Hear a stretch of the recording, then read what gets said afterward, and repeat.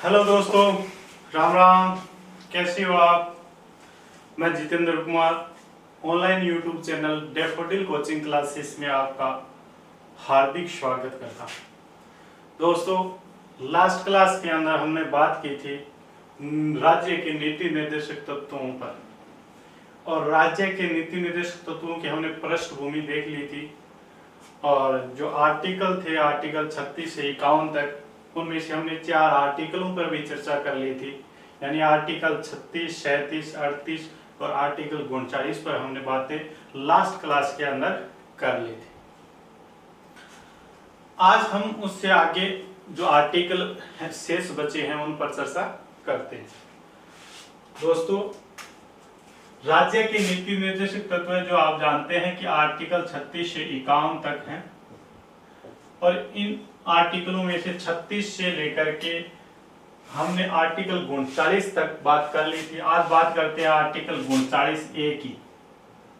39A यानी दोस्तों ये यहाँ पे कैपिटल ए लिखा हुआ है, इसका मतलब ये है कि ये आर्टिकल बाद में जोड़ा गया है, यानी नया आर्टिकल है।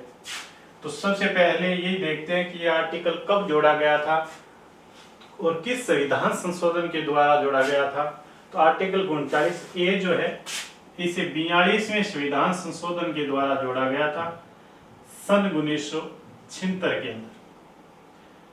42वें संविधान संशोधन 1976 के द्वारा आर्टिकल 39A जोड़ा गया था। अब ये आर्टिकल 39A जो है, इसमें क्या प्रावधान किया गया था इसको देख लेते हैं।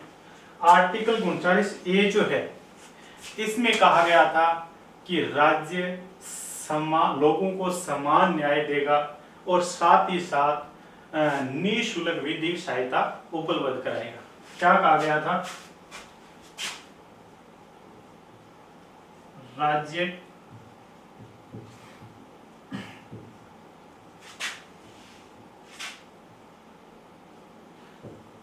लोगों को समान न्याय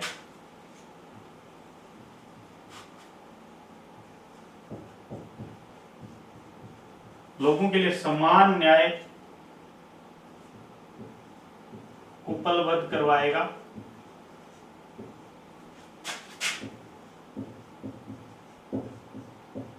तथा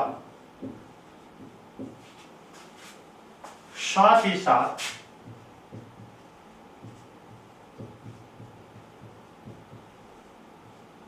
निःशुल्क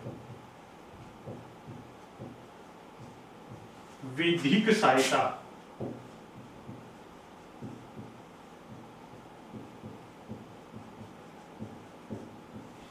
उपलब्ध कराएगा।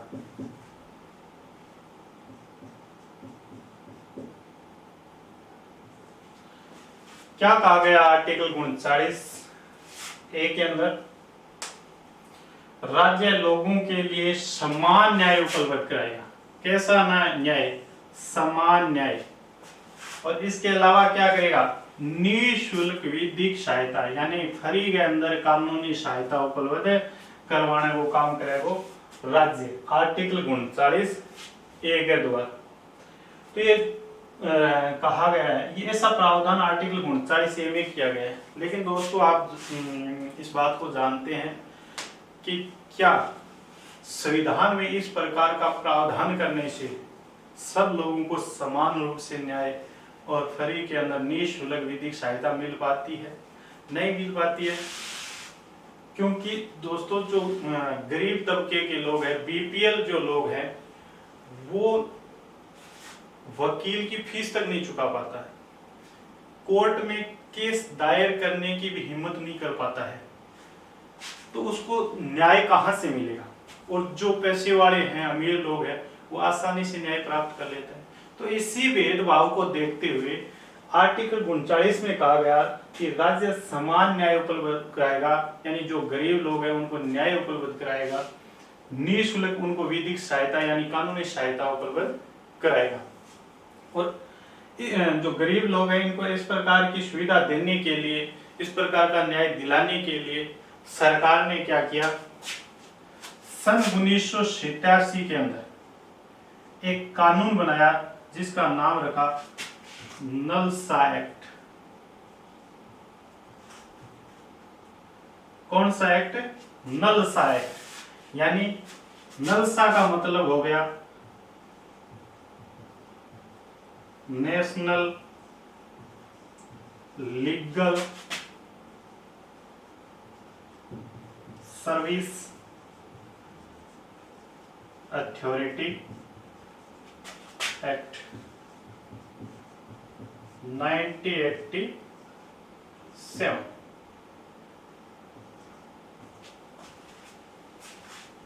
समान न्याय दिलाने, निःशुल्क विधिक सहायता प्राप्त कराने के लिए सरकार ने क्या किया, सन 1987 ईस्वी में नलसा एक्ट बनाया था, यानी national legal service authority act, जिसको हिंदी में कहते हैं राष्ट्रीय विधिक सेवा प्राधिकरण अधिनियम 1987। इस एक्ट के द्वारा सरकार ने जो गरीब लोग जो हैं उनको समान न्याय दिलाने और फ्री के अंदर विधिक सहायता दिलाने का प्रावधान किया है।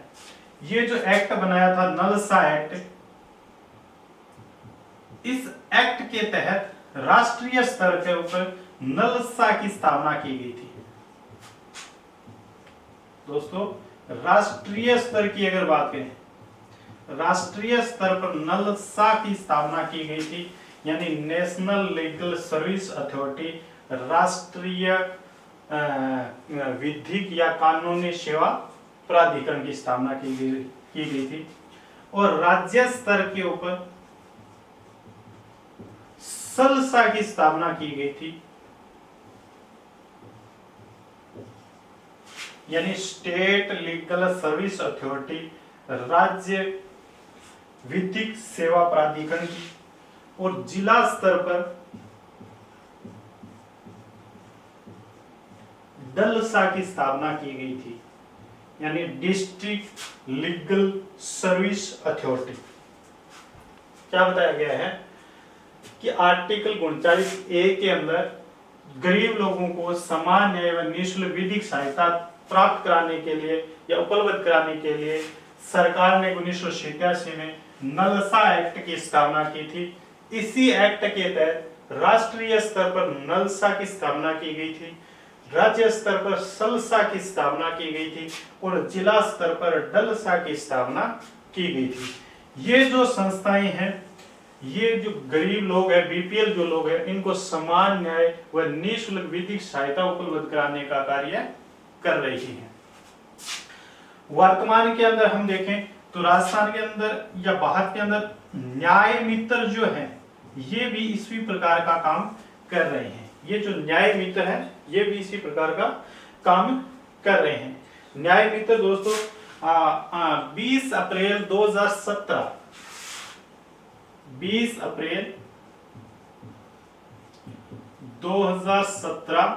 के अंदर केंद्र सरकार का जो विधिक मंत्रालय है, उसने ये न्याय मित्र योजना प्रारंभ की थी। इस योजना के तहत क्या होते हैं, जो रिटायर्ड जज होते हैं या जो कानून के ज्ञाता होते हैं, उनको न्याय मित्र के रूप में नियुक्त किया जाता है और उनको मासिक वेतन दे दिया जाता है। ये न्याय मित्र फिर क्या करते हैं, जो गरीब लोग हैं, बीपीएल लोग हैं और जिनका कोई केस 10 साल से पुराना चल रहा है या उससे अधिक समय से पुराना चला है, कोई केस चल रहा है, तो उस प्रकार के केस की सुनवाई करके और उनको न्याय दिलाने का काम करते हैं ये न्याय मित्र। तो वर्तमान में न्याय मित्र ये काम कर रहे हैं और ये संस्थाएं हैं राष्ट्रीय स्तर पर, राज्य स्तर पर और जिला स्तर पर, जो गरीब लोगों को या बीपीएल लोगों को समान न्याय व निःशुल्क विधिक सहायता उपलब्ध कराने का काम कर रही है। इनसे जुड़ा हुआ ये एक्ट, ये संस्थाएं कौन से स्तर पर कौन सी संस्था काम कर रही है, इनके बारे में थोड़ा ध्यान रख लेना, जो आर्टिकल 39A के अंदर इसका उल्लेख किया गया है। अब बात करते हैं हम आर्टिकल 40 की। दोस्तों, आर्टिकल 40 के अंदर बताया गया है कि राज्य ग्राम पंचायतों का गठन करेगा।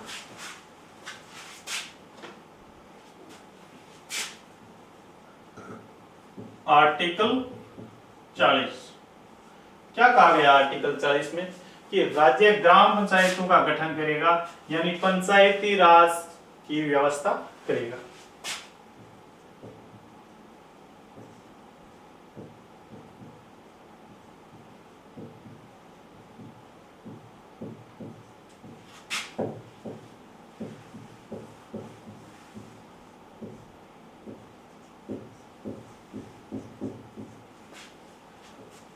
आर्टिकल 40 के अंदर बताया गया है कि राज्य ग्राम पंचायतों का गठन करेगा, यानी पंचायती जो राज है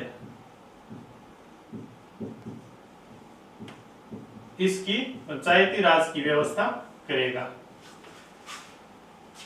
और दोस्तों ऐसा राजा किया भी है। अब देखते हैं कि हमारा जो त्रिस्तरीय पंचायती राज है जिसकी शुरुआत 2 अक्टूबर 1959 को नागौर से की गई थी। 2 अक्टूबर 1959 को नागौर से त्रिस्तरीय पंचायती राज की शुरुआत की गई थी। और ये पंचायती राज था वो गांधी जी के ग्राम स्वराज की अवधारणा पर आधारित था।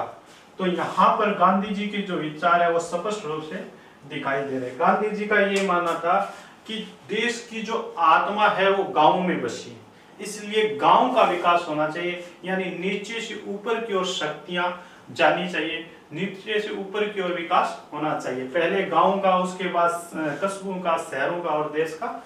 अगर गांव का विकास होता है तो देश का विकास अपने आप हो जाता है, क्योंकि दोस्तों यानी भारत की लगभग 80% से ज्यादा जनसंख्या गांव के अंदर बसी हुई है, इसलिए गांव का विकास पहले प्राथमिकता देते थे गांधी जी, गांव के विकास को, गांव के लोगों को। ग्राम स्वराज यानी कैसा गांव हो जो स्वाधीन हो, स्वतंत्र हो। तो आर्टिकल 40 में भी यही कहा गया है कि राज्य ग्राम पंचायतों का गठन करेगा और यानी पंचायती राज की व्यवस्था करेगा, और राज्य ने ऐसा काम किया भी है। राज्य के पास जब भी संसाधन आते हैं, जब भी संसाधन समय समय पर उपलब्ध हो जाते हैं, तो राज्य इस प्रकार के जो अधिकार है वो लोगों को देता रहता है। अब बात करते हैं हम आर्टिकल 41 की। आर्टिकल 41 के अंदर किस बात का प्रावधान किया गया वो देखते हैं। आर्टिकल 41 के अंदर कहा गया है कि राज्य जो है वो अपने आर्थिक सामर्थ्य और विकास की सीमाओं के भीतर रहते रहते लोगों को काम देगा, लोगों को शिक्षा देगा और लोक सहायता करेगा। क्या प्रावधान किया गया आर्टिकल 41 के अंदर? लोगों को काम देगा, शिक्षा देगा और लोगों की सहायता करेगा।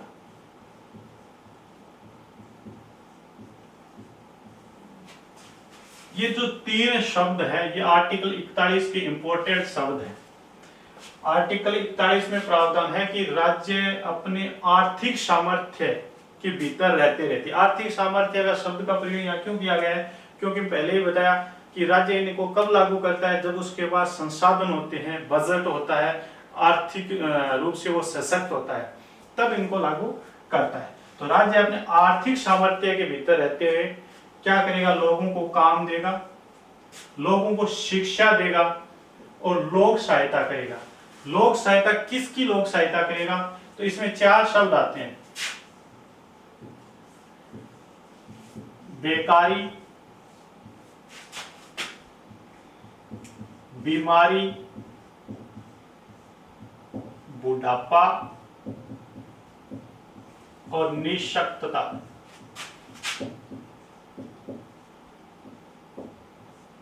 ये 4 शब्द दिए गए हैं लोक सहायता के तहत।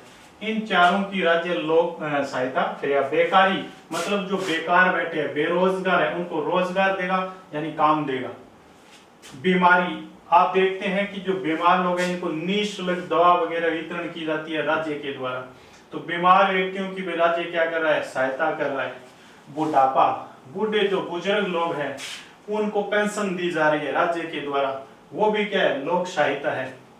और निःशक्तता, जिनके लिए मोदी जी दिव्यांग शब्द का प्रयोग करते हैं, उनके लिए भी राज्य क्या कर रहा है, सहायता कर रहा है। तो 41 में 3 शब्दों का प्रयोग किया गया है, काम का, शिक्षा का और लोक सहायता का।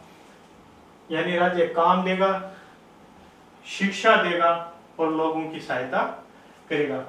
किन लोगों की सहायता करेगा? जो बेरोजगार है, जो बीमार है, जो बुजुर्ग है और जो दिव्यांग यानी विकलांग है। दोस्तों अब आर्टिकल हम 42 की बात करते हैं। ये जो आर्टिकल 42 है, इसके अंदर 2 बातों का प्रावधान किया गया।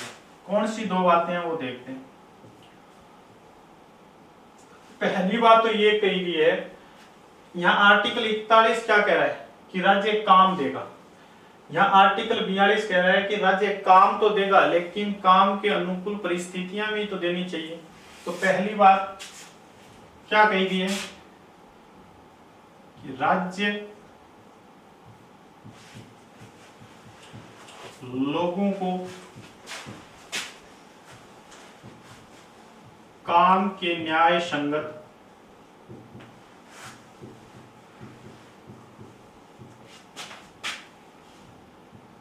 तथा मानवोचित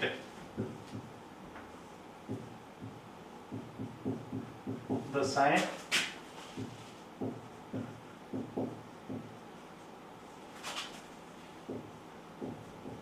उपलब्ध कराएगा। क्या कहा गया है कि राज्य लोगों को काम के न्याय संगत और मानवोचित यानी दशाएं उपलब्ध कराएगा, यानी जो मनुष्य के लिए उचित हो, अनुकूल हो, इस प्रकार की दशाएं या परिस्थितियां उपलब्ध कराएगा। यानी लोगों को काम कौन सा आर्टिकल दे रहा है, 41 दे रहा है। काम के अनुकूल दशाएं परिस्थितियां उपलब्ध कौन सा आर्टिकल करा रहा है, आर्टिकल 42 करा रहा है। इसके अलावा इसी के अंदर दूसरा जो प्रावधान किया गया है वो किया गया है कि जो महिलाएं हैं उनके लिए प्रसूति सहायता करेगा राज्य, प्रसूति सहायता।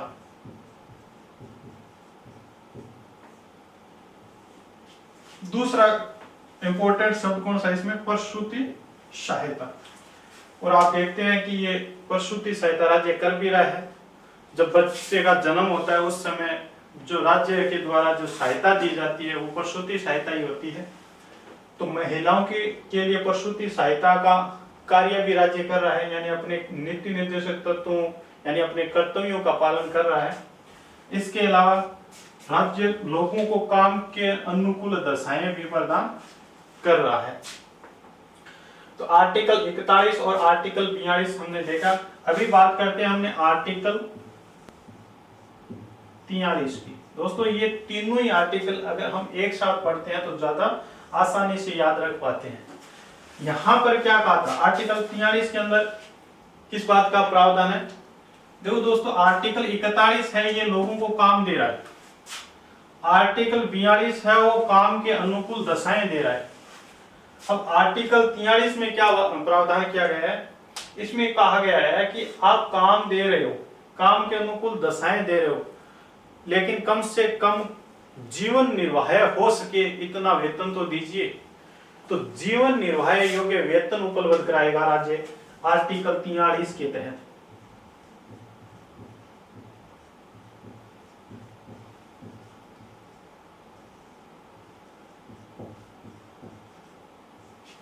जीवन निर्वाह योग्य वेतन, जीवन निर्वाह योग्य वेतन की बात कौन सा आर्टिकल कर रहा है? आर्टिकल 43। राज्य काम देगा, राज्य काम के अनुकूल दशाएं देगा और कम से कम इतना वेतन तो देगा जिससे जीवन का गुजारा हो सके, जीवन का निर्वाह हो सके। तो जीवन निर्वाह योग्य वेतन उपलब्ध कराएगा राज्य आर्टिकल 43 के तहत। इसी में दूसरी बात कही गई है कि राज्य जो है वो कुटीर जो उद्योग है,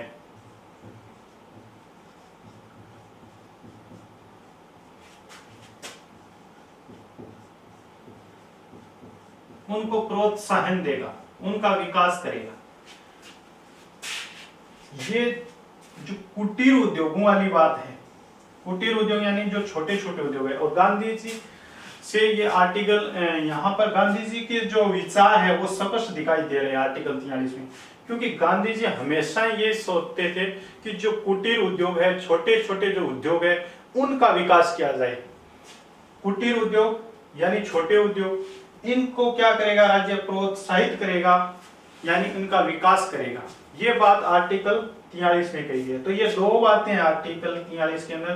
पहली बात तो राज्य लोगों को जीवन निर्वाह योग्य वेतन उपलब्ध कराएगा। दूसरी बात, राज्य कुटीर उद्योगों को प्रोत्साहित करेगा, उनका विकास करेगा। ये जो आर्टिकल 41, 42, 43 है, ये आपको अच्छी तरीके से समझ में आ गया होगा। आर्टिकल 41 काम शिक्षा लोक सहायता की बात कर रहा है। आर्टिकल 42 राज्य लोगों को न्याय संगत और मानवोचित दशाओं की बात कर रहा है, और प्रसूति सहायता की बात कर रहा है। और आर्टिकल 43 जीवन निर्वाह योग्य वेतन की बात कर रहा है, और कुटीर उद्योगों के विकास की बात कर रहा है। इनको हम जब पढ़ते हैं तो हमें ऐसा लगता है कि राज्य के पास जैसे जैसे संसाधन आता है, राज्य अपने कर्तव्यों का निर्वाह कर तो रहा है। अब बात करते हैं दोस्तों आर्टिकल 44 की, जो एक इंपॉर्टेंट आर्टिकल है। आर्टिकल जो 44 में, इसके अंदर समान नागरिक संहिता की बात की गई। किसकी बात की गई है? समान नागरिक संहिता की बात की गई है, यानी कॉमन सिविल कोड की बात आर्टिकल 44 में की गई।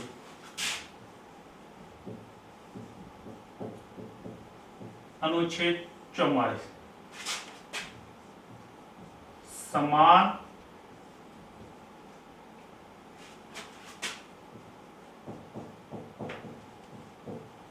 नागरिक संहिता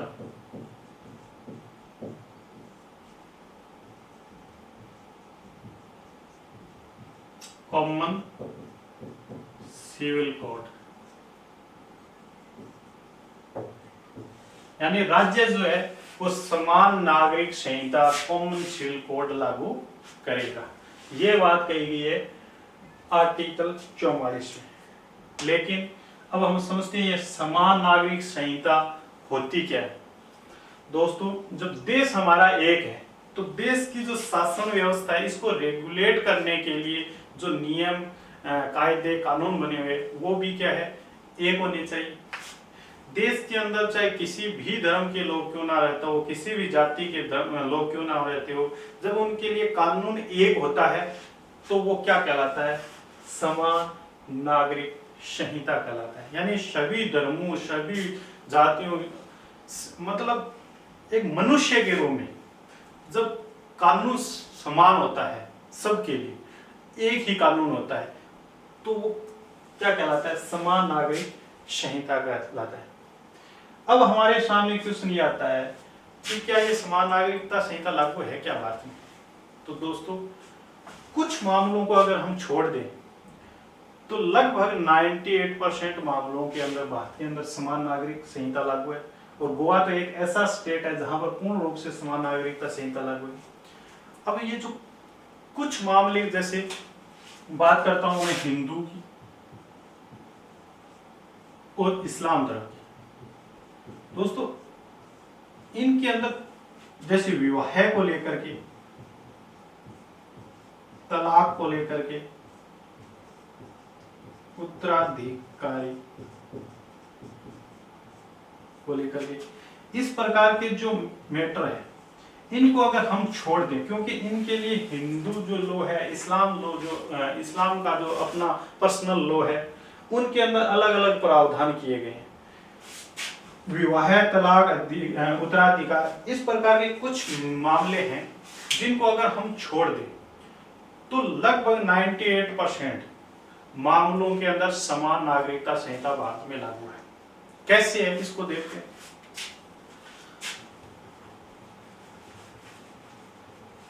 दोस्तों अगर मान लीजिए हिंदू धर्म का व्यक्ति है, वो कोई गलत काम कर देता है, तो उसको जिस कानून के तहत जितनी सजा मिलेगी मिलेगी, स्वाभाविक सी बात है।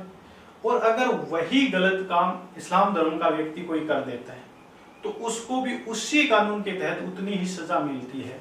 तो हम कह सकते हैं कि समान नागरिक संहिता लागू है, और ऐसा होता भी है, चाहे वो किसी भी धर्म का क्यों ना हो। अब मान लीजिए एक व्यक्ति हत्या कर देता है, उसके लिए जो कानून बना हुआ है, मान लीजिए एक कानून बनाया कि इसके लिए 10 वर्ष की सजा है, हिंदू धर्म का व्यक्ति उसने हत्या कर दी, अब चाहे वो इस्लामी धर्म का क्यों ना हो, वो भी अगर हत्या करता है और उसको इसी कानून के तहत 10 वर्ष की सजा दी जाती है, इसका मतलब क्या है कि एक ही कानून है, चाहे वो व्यक्ति किसी भी धर्म जाति का क्यों ना हो, कानून एक है, समान सजा का प्रावधान है। तो हम कह सकते हैं कि क्या है, समान नागरिक संहिता है, यानी धर्म जाति आदि के आधार पर इनमें भेदभाव नहीं किया जाता है। एक कानून होता है जो सब पर समान रूप से लागू होता है, तो वो समान नागरिक संहिता कहलाता है, कॉमन सिविल कोड कहलाता है। दोस्तों, ये जो आर्टिकल 44 यानी समान नागरिक संहिता को लेकर के कुछ विवाद भी आते हैं, जिनको हम थोड़ा थोड़ा देख लेते हैं। पहला जो विवाद आता है वो आता है साहेबानोवाद। 1985 का एक वाद है, कौन सा? साहेबानो वाद 1985 का। ये वाद क्या था? ये इसी समान नागरिक संहिता से जुड़ा हुआ है, यानी आर्टिकल 44 से जुड़ा हुआ है। ये वाद था क्या, इसको देखते हैं। दोस्तों, ये जो साहेबानो है ये एक मुस्लिम महिला थी, और इसके जो पति थे वो थे मोहम्मद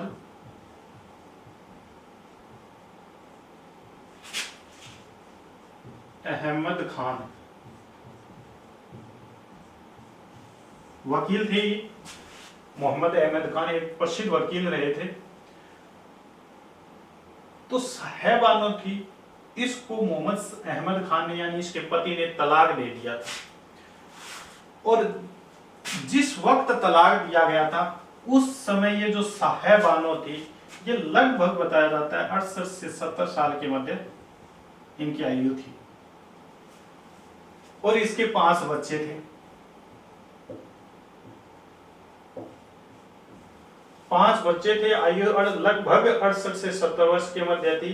इनके पति मोहम्मद अहमद खान ने इन्हें तलाक दे दिया। और आप जानते हैं इस्लाम धर्म के अंदर जब तलाक दिया जाता है तो महिला जो होती है वो अपने पति से मात्र 3 महीने गुजारा भत्ता या भरण पोषण भत्ता प्राप्त कर सकती है। कितने महीने? 3 माह। और तलाक के समय इसकी उम्र लगभग 68-70 साल है। 3 माह का अपने पति से अगर भरण पोषण भत्ता ले भी लेती है तो उसके आगे के जीवन का क्या होगा? उसका और उसके बच्चों का पेट कौन भरेगा? तो साहेबानो ने क्या किया, इस तलाक को सुप्रीम कोर्ट में चुनौती दे दी, और जब ये केस सुप्रीम कोर्ट में गया और सुप्रीम कोर्ट ने इस पर सुनवाई की तो निर्णय यही दिया था कि मुस्लिम जो महिलाएं हैं इनको तलाक का अधिकार है, इन्हें जीवन भर अन्य महिलाओं की तरह जीवन भर भरण पोषण भत्ता प्राप्त करना का अधिकार होना चाहिए। ये कोर्ट ने निर्णय दे दिया। कौन सा निर्णय दिया गया था? कि मुस्लिम महिलाओं को तलाक का अधिकार है और इन्हें जीवन पर्यंत भरण पोषण भत्ता मिलना चाहिए। लेकिन दोस्तों, राजीव गांधी की सरकार थी, समय था 1986 का। संसद ने 2 कानून बना दिए। कौन कौन से? मुस्लिम महिला भरण पोषण अधिनियम, दूसरा मुस्लिम महिला तलाक से संरक्षण अधिनियम। और साहेबानो वाले मामले में जो सुप्रीम कोर्ट ने निर्णय दिया था उस निर्णय के बारे में संसद ने कह दिया कि हम इस निर्णय को नहीं मानते। तो इस प्रकार का ये एक वाद आया था जो हमें समान नागरिक संहिता की ओर लेके जाता है। इसी से जुड़ा हुआ एक वाद और आता है सायरा बानो वाद, अगस्त 2017 का ये वाद है। वो तो था साहेबानो, कंफ्यूज मत हो जाना, साहेबानो वाद था। और अभी जो मैं बता रहा हूं वो है सायरा बानो।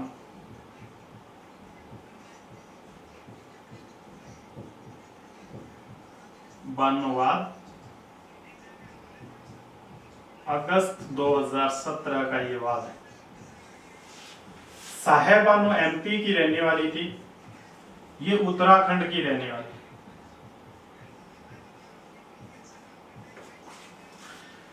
सायरा बानो वाद अगस्त 2017 का वाद है।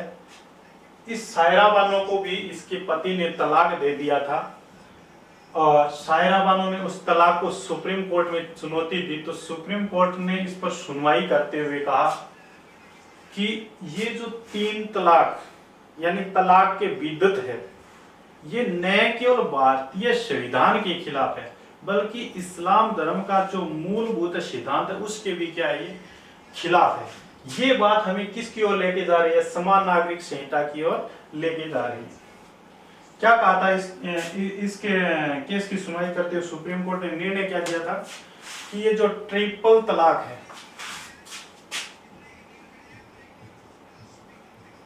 ट्रिपल तलाक यानी तलाक के बिदत जो है दोस्तों, मुसलमानों के अंदर 3 प्रकार के तलाक का प्रावधान है।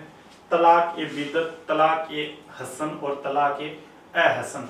तो तलाक ए बिदत का मैटर था और इस पर सुनवाई करते हुए सुप्रीम कोर्ट ने कह दिया कि ये जो तलाक ए बिदत है ये तलाक का सबसे बिगड़ा हुआ रूप है और ये इस प्रकार का जो तलाक है ये न केवल भारतीय संविधान के खिलाफ है बल्कि इस्लाम धर्म के जो मूल सिद्धांत है उसके भी ये क्या है, खिलाफ है। और इसी को लेकर के फिर आपने देखा होगा 2019 का जो जुलाई अगस्त का सत्र था, उस समय ये जो तलाक ए बिदत है इस पर रोक भी लगा दी थी। यानी वर्तमान में तलाक ए बिदत पर रोक लगा दी है, लेकिन तलाक के दो और प्रकार है उन वो वर्तमान में भी लागू है। ये कौन कौन से हैं इस्लाम धर्म के अंदर? ट्रिपल तलाक के जो 3 प्रकार है वो कौन कौन से देखते हैं, इनके बारे में बेसिक बता देता हूं। तो पहला आता है तलाक ए बिदत।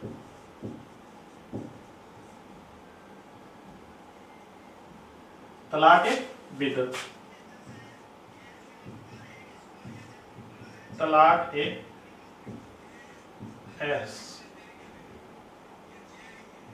हसन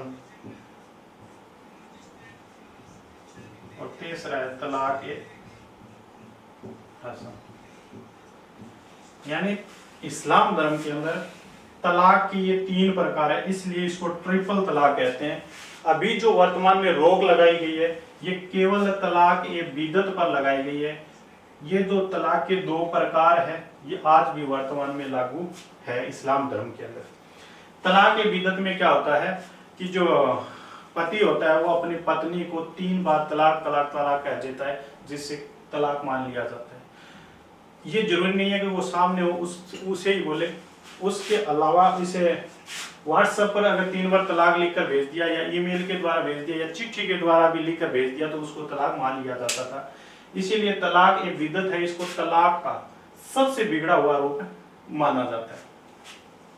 वर्तमान में इस पर रोक लगा दिया और बाकी ये जो 2 प्रकार है ये अभी भी लागू है। तलाक ये हसन में क्या होता है, इसमें जो पति होता है वो 1 माह में 1 बार अपनी पत्नी को तलाक कहता है। और इस प्रकार से लगातार अगर 3 महीने में 3 बार अपनी पत्नी को तलाक कह देता है तो तलाक ये हसन कहलाता है। लगातार 3 माह के अंदर 3 बार, पहले माह में 1 बार कह दिया, दूसरे माह में 1 बार कह दिया, तीसरे माह में 1 बार कह दिया, इस प्रकार से लगातार 3 माह में 3 बार अगर कह दिया तलाक तलाक तलाक तो तलाक ए हसन कहलाता है। तलाक ए हसन, तलाक ए हसन क्या होता है, इसके अंदर जो पति होता है वो अपनी पत्नी को पीरियड के समय तलाक कहता है और इस प्रकार लगातार 3 पीरियडों में 3 बार अगर उसने तलाक तलाक तलाक कह दिया तो वो तलाक मान लिया जाता है, उसको कहते हैं तलाक ए हसन।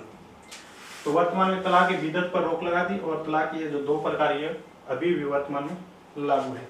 तो सायरा बानो मामले में ये ट्रिपल तलाक के अंदर तलाक ए बिदअत को लेकर ये निर्णय दिया था कि ये जो तलाक ए बिदअत है ये भारतीय संविधान के खिलाफ नहीं है, बल्कि इस्लाम धर्म के जो मूल सिद्धांत हैं उनके भी क्या है खिलाफ है, इसलिए इस पर रोक लगा देनी चाहिए और सरकार ने इस पर रोक लगा दी। इसके अलावा एक सरला मुद्गल वाद भी आया था, 1995 का ये वाद था। तो ये कुछ वाद है समान नागरिक संहिता को लेकर के, आर्टिकल 44 से जुड़े हुए हैं, जो हमें समान नागरिक संहिता के और लेकर जाते हैं। समान नागरिकता संहिता मतलब ऐसा कानून जो सबके लिए क्या हो, एक हो, समान हो, चाहे वो किसी भी व्यक्ति या किसी भी जाति या धर्म का व्यक्ति हो, सबके लिए अगर एक कानून है तो हम कह सकते हैं कि वो समान नागरिक संहिता है। और गोवा तो ऐसा राज्य है जहाँ पर पूर्ण रूप से लागू हो गया है, लेकिन भारत में कुछ मामले ऐसे हैं जिनको छोड़ करके समान नागरिक संहिता लागू है। ये था हमारा आर्टिकल 44। अब बात करते हैं हम आर्टिकल 45 की।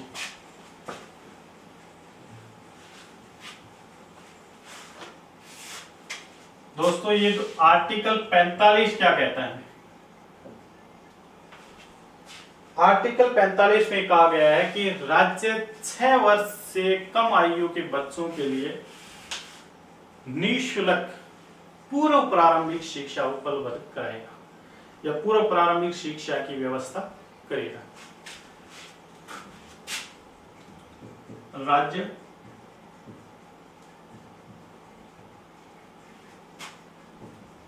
छह वर्ष से कम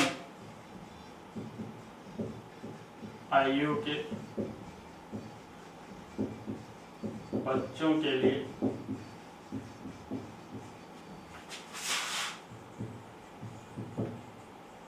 निःशुल्क पूर्व प्रारंभिक शिक्षा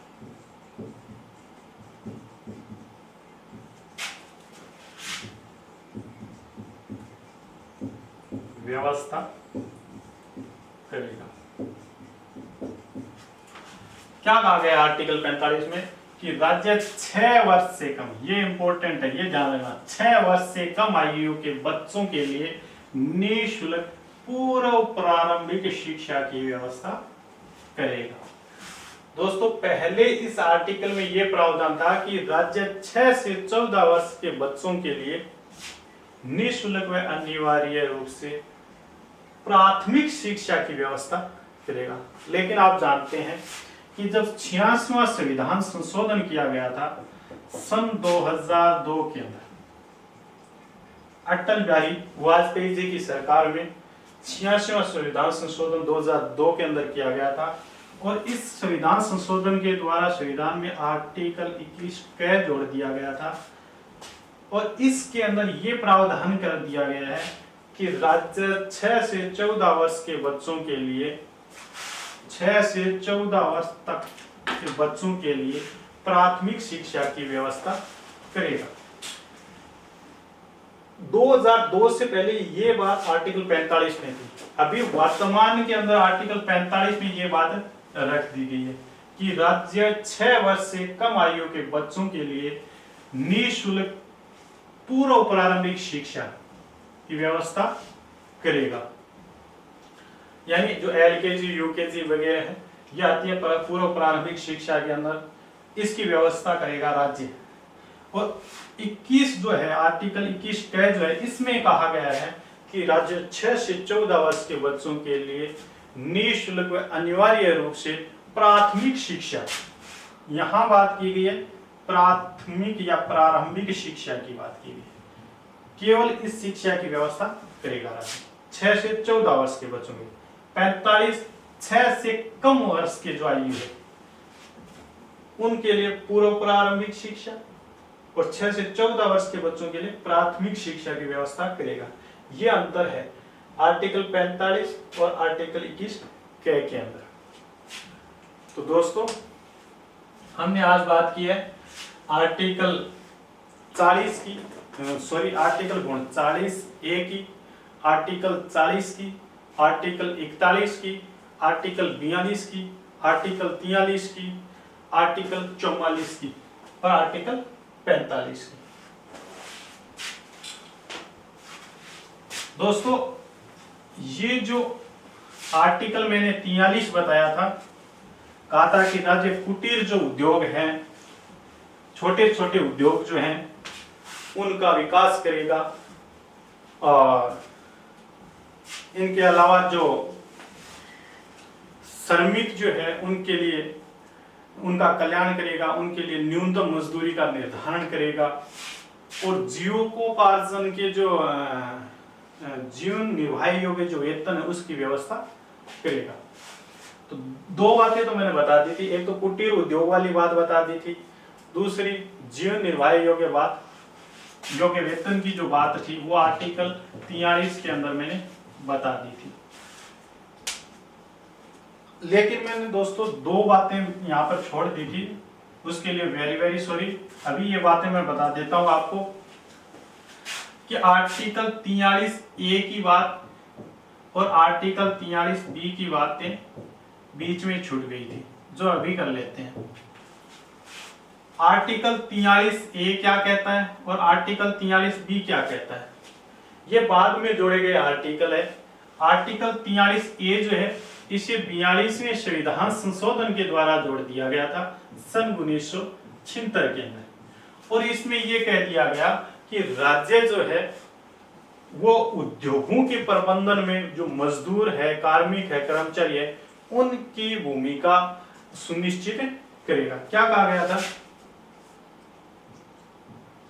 राज्य जो है वो उद्योगों के प्रबंधन में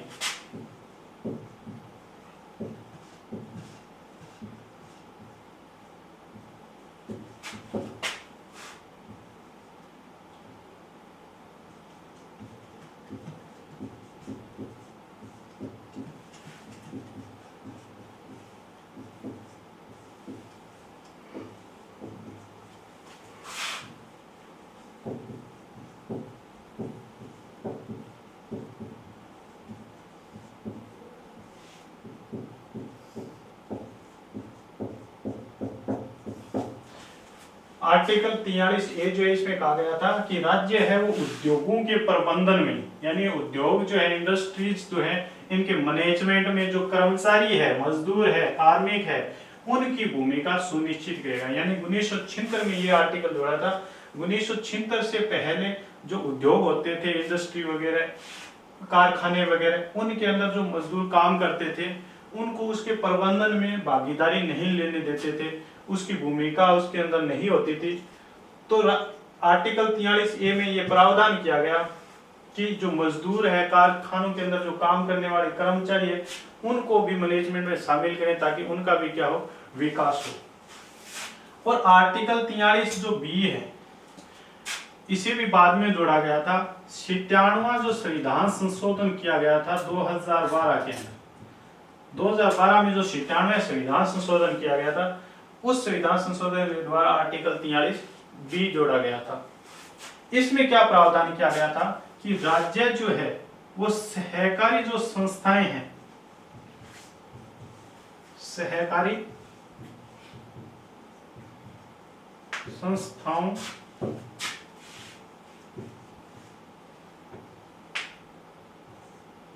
की स्थापना को बढ़ावा देगा। क्या कहा गया है आर्टिकल 43B के अंदर कि राज्य सहकारी संस्थाओं यानी जो कोऑपरेटिव सोसाइटीज है उनकी स्थापना को बढ़ावा देगा। क्यों देगा दोस्तों, क्योंकि आपने देखा है सहकारिता एक शब्द आता है,